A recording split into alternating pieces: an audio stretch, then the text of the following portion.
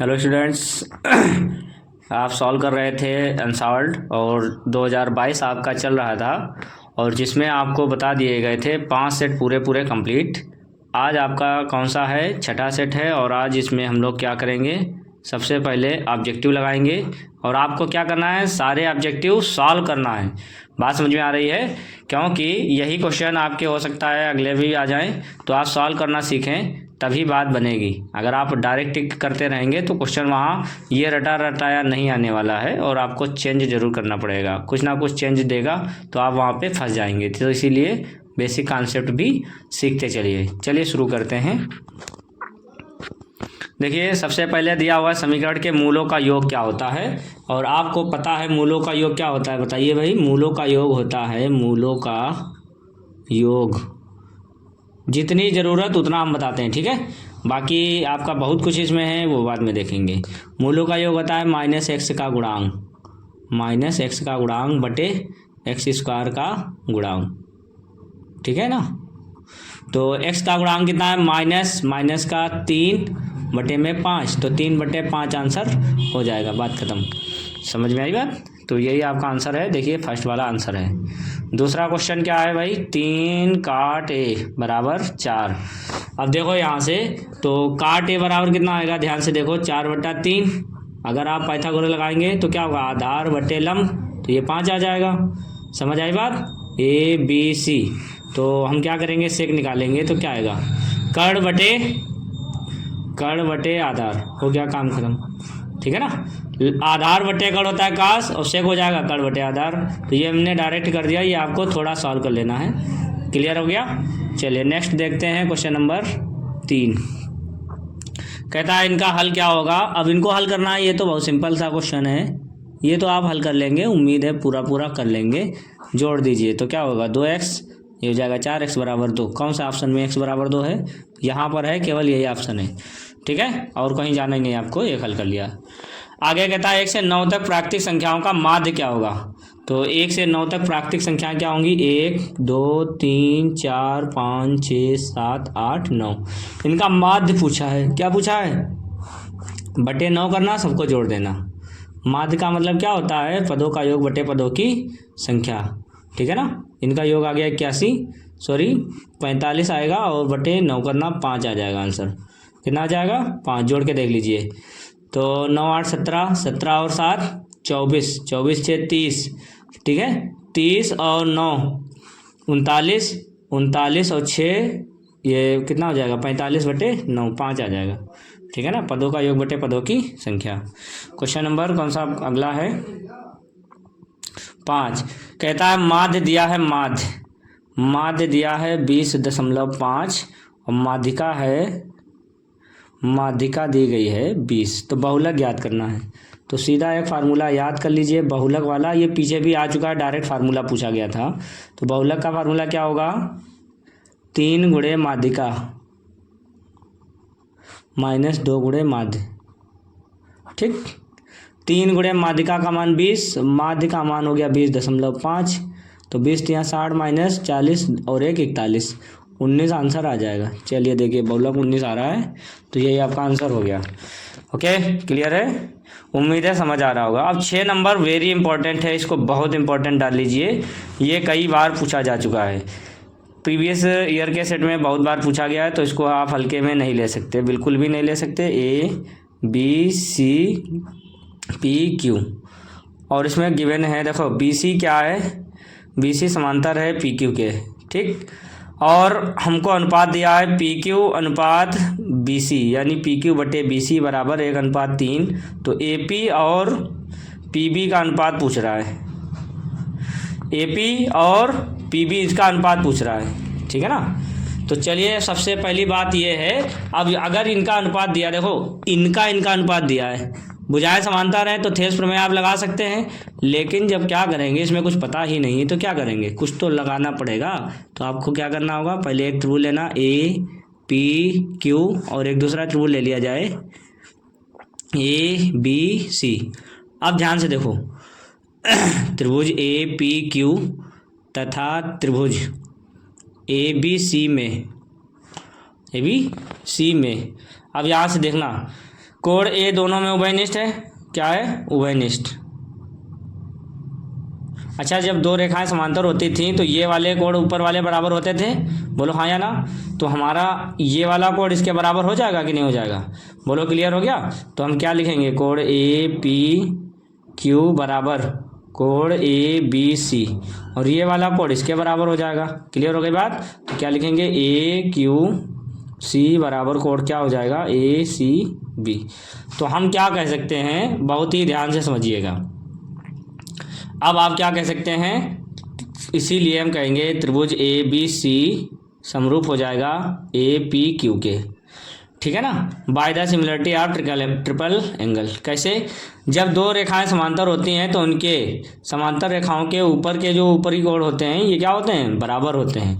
तो ये देखो दोनों समांतर हैं तो ये कोण बराबर होगा, ये वाला इसके बराबर होगा, क्योंकि ये एक तिर्यक रेखा है, कट करती हुई जा रही है, ठीक। तो अब आप जब समरूप हो जाएंगे तो क्या होगा, ए बी बटे ए पी, फिर होगा बी सी बटे पी क्यू, फिर क्या होगा, ए सी बटे ए क्यू। आई बात समझ में। और इसमें कुछ गिवन था, पी क्यू और बी सी का अनुपात दिया था, हमसे पूछ रहा था ए पी और किसका, इसका। तो हम इन दोनों को उठा लेते हैं, समझ आ रही बात। तो हमने क्या करा, इसको उल्टा कर दिया, लिख दिया ए पी बटे ए पी, या ऐसे रहने दिया ए बी बटे ए पी, ठीक है। बी सी बटे पी क्यू, और वहाँ दिया था पी क्यू बटे, तो ये 3/1 ना कर दें, उल्टा हो गया। क्या हो गया भाई, उल्टा हो गया। क्लियर हो गई बात, बोलो क्लियर है। अब क्या करना है, इसको ए बी को आप क्या लिख सकते हैं, देखो ध्यान से, A P plus P B लिख सकते हैं कि नहीं लिख सकते हैं, A P plus P B बटे में ए पी बराबर 3।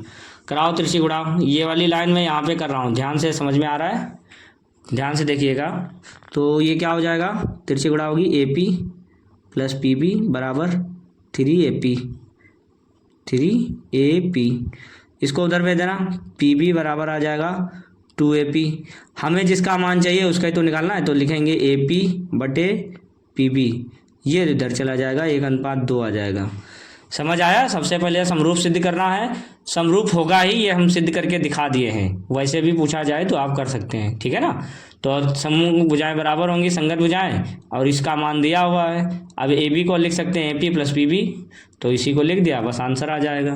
तो 1/2 आ जाएगा, यही आपका आंसर है, ठीक है। चलिए नेक्स्ट क्वेश्चन चलते हैं, और काफ़ी इंपॉर्टेंट है तो इसको छोड़ना नहीं है किसी भी हालत में। 7वां सवाल कहता है 27 3x - 4x - 4x + 4 15 3 का माध्य 15, तो x का मान ज्ञात करो।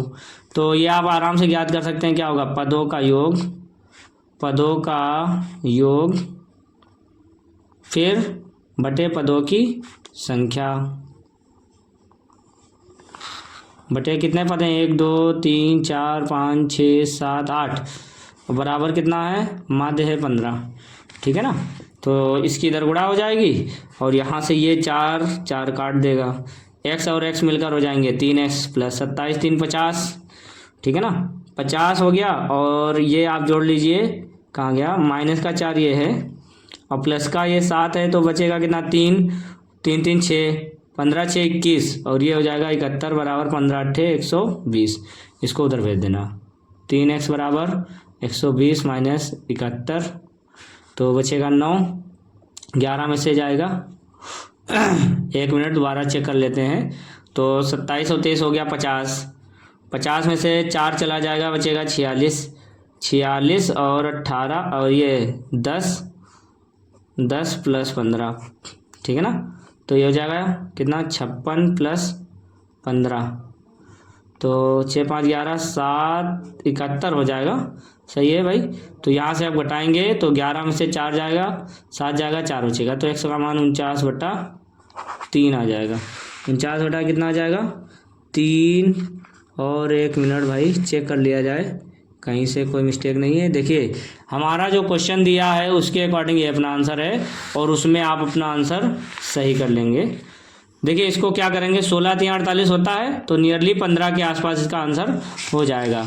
समझ में आया या नहीं आया, बोलो कोई दिक्कत है।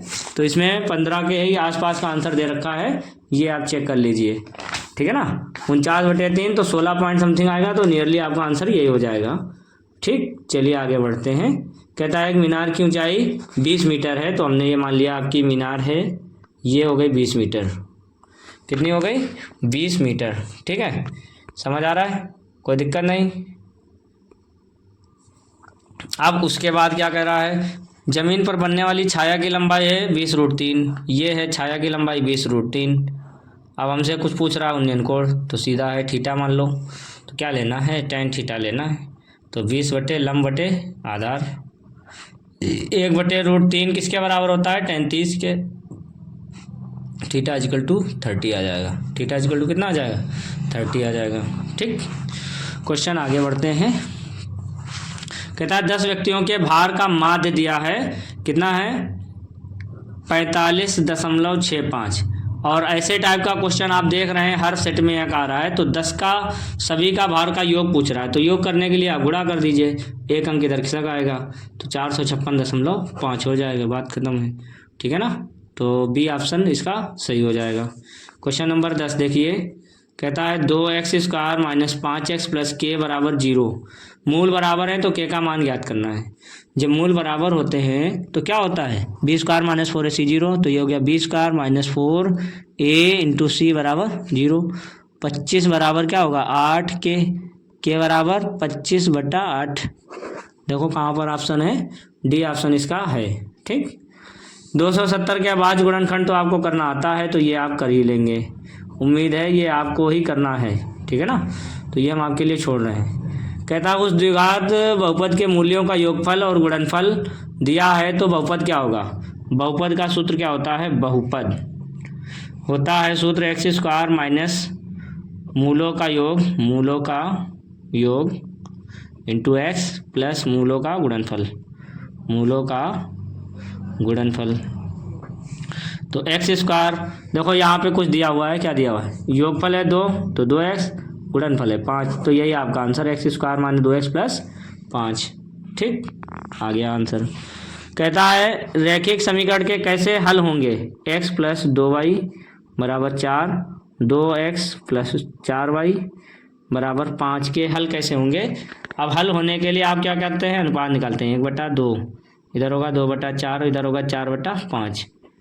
तो यहाँ पे आपने देखा पहले दोनों बराबर हैं और बाद वाला बराबर नहीं है, तो रेखाएं कैसी होंगी, समांतर होंगी। रेखाएं कैसी होंगी, समांतर होती हैं या होंगी। अरे जब यार a1/a2 बराबर b1/b2 और does not equal to c1/c2 होता है, तो क्या होता है, रेखाएं समांतर होती हैं। और जब रेखाएं समांतर होती हैं तो उसका कोई भी हल नहीं होता है, उसका कोई भी हल नहीं होता है। ठीक, आई बात समझ में। चलिए आगे बढ़ते हैं। तो इसमें कह रहा है कोई हल नहीं, 13वें का सी पार्ट हो जाएगा। 14 नंबर, समांतर श्रेणी का सारवंतर है, तो क्या है, यदि समांतर श्रेणी का सारवंतर है तो a25 - का 21 का मान क्या होगा। सारवंतर ये कुछ समझ नहीं आया, चलिए खैर, तो इसका लगाएंगे 25वां पद क्या होगा, a + 25 - 1 × d माइनस क्या होगा, a - 21 - 1 × d। तो यहाँ पे कुछ देना चाहिए था, खैर ये आएगा 24d, माइनस आएगा a, और माइनस माइनस क्या हो जाएगा, बचेगा माइनस का 20d, ऐसे कटेगा 4d बचेगा। और इसमें कुछ गिवन है, इसका कुछ मिसिंग है, खैर देखते हैं क्या इसमें हो सकता है। सारवंतर इसमें 7 होना चाहिए, सारवंतर कितना होना चाहिए, 7 लिख लीजिए यहाँ पे, तो 4 × 7 करना 28 आंसर आ जाएगा।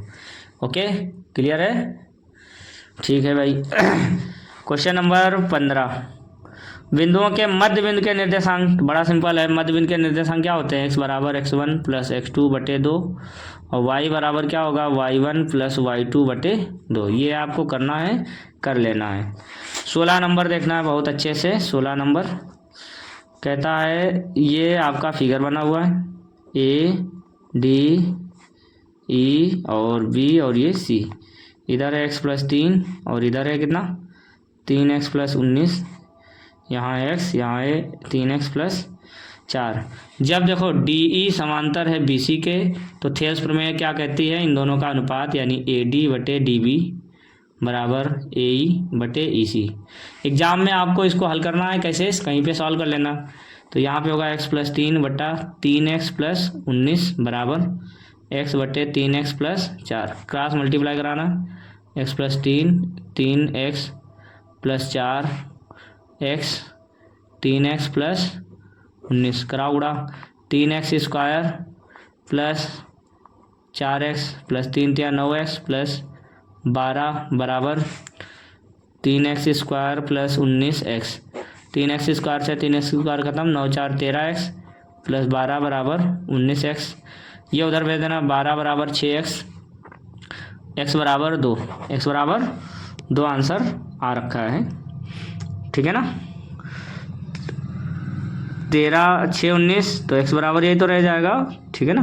3 × 12 हो गया, 9 × 4 13 हो गया। देखिए एक बार फिर से चेक किया जाए, 3x² 4x और 3 × 3 9x 4 × 3 12, इधर होगा 3x फिर होगा 19x। 13x इधर घट जाएगा तो 6x, x बराबर 2 आ जाएगा। इसमें 2 ऑप्शन नहीं दिया है 16 नंबर में, इसमें आप सही कर लीजिए, ये 4 के स्थान पे 2 कर लीजिए तो आपका आंसर सही आ जाएगा। ठीक है ना, क्लियर हो गई बात। तो यहाँ पे आपको आंसर सही कर लेना है 16 नंबर में। चलिए 17 नंबर देख लेते हैं। कहता है एक वृत्त में कितनी समांतर स्पर्श रेखाएं खींची जा सकती हैं। अब एक कोई वृत्त है, इस पर समांतर स्पर्श रेखाएं खींचना है तो एक ये खींचेंगे, एक ये खींचेंगे, 2 ही तो खींच सकते हैं, इसके अलावा हम नहीं खींच सकते हैं। समांतर स्पर्श रेखाएं 2 ही खींच सकते हैं। ओके, 2 खींच सकते हैं। क्वेश्चन नंबर 18 है 9 sec² a - 9 tan² a, 9 common ले लो, sec² a - tan² a, इसका मान 1 होता है, 9 आंसर आ जाएगा। ठीक, एक साल में 53 रविवार होने की प्रायिकता ज्ञात करना है। अब देखो 53 रविवार होने का मतलब क्या है, 52 सप्ताह होंगे और प्लस 1 विषम दिन होगा। एक क्या होगा, विषम दिन। भाई 52 तो पूरे पूरे होंगे ना रविवार, एक तो एक्स्ट्रा बढ़ेगा तो वो एक एक्स्ट्रा क्या हो सकता है, सोमवार भी हो सकता है। ठीक है, मंगल भी हो सकता है, बुध भी वही हो सकता है। बात समझ में आ रही है। जो विषम दिन है बृहस्पति भी वही हो सकता है, शुक्र भी हो सकता है। क्या हो सकता है, शुक्र भी, शनि भी और रविवार भी। कोई इनमें से एक ही तो हो सकता है। तो रविवार होने का अनुकूल प्रकार कितना है, बात ध्यान से सुनिए, एक ही तो है। ठीक है, और यहाँ पर कुल प्रकार हो गए 7, तो 1/7 आंसर इसका आ जाएगा। लीप ईयर होता तो बात अलग थी, तब 2/7 आ जाता, तब कितना आ जाता, 2/7। ठीक, कहता है 2 समरूप त्रिभुज हैं, त्रिभुज ए बी सी समरूप है किसके, डी ई एफ। देखो जब समरूप त्रिभुज होते हैं तो उनके संगत कोण बराबर होते हैं। ए बराबर होता है डी के, बी बराबर होता है ई के और सी बराबर क्या होगा, एफ के। अब यहाँ चले आओ क्वेश्चन के पास। ए बराबर दिया 57 और डी बराबर दिया 75। ठीक है ना। तो आपको एफ पूछ रहा है। अब ध्यान से देखिए, ये थोड़ा इसमें डी चेंज करना था, इसको ए बी सी और ये लिख दिया हमने डी ई एफ। ए बराबर आपका कितना है 57 डिग्री, तो डी 75 दे रखा है और एफ आपसे पूछ रहा है। अब यहाँ पर डी के प्लेस पर कुछ दूसरा देना चाहिए था, ये क्वेश्चन इनकम्प्लीट है। अगर आपका डी दे देगा, क्योंकि ये तो डी के बराबर ही है, तो ए देगा नहीं, तो यहाँ से कोई दूसरा बी दे देता। ठीक है ना। बी अगर 75 देता, मान लो हमने बी 75 या ई 75 दे दिया, सपोज दैट हमने ई 75 मान लिया, तो बी भी 75 हो जाएगा। ठीक है, अब इन दोनों को जोड़ लेते हैं, 7 5 12, 5 5 12 और 1 13, 132, 180 में से घटा देते हैं तो कितना बचेगा 8 और 7 में से जाएगा 48 डिग्री आना चाहिए। अगर यहाँ पर क्या है क्वेश्चन,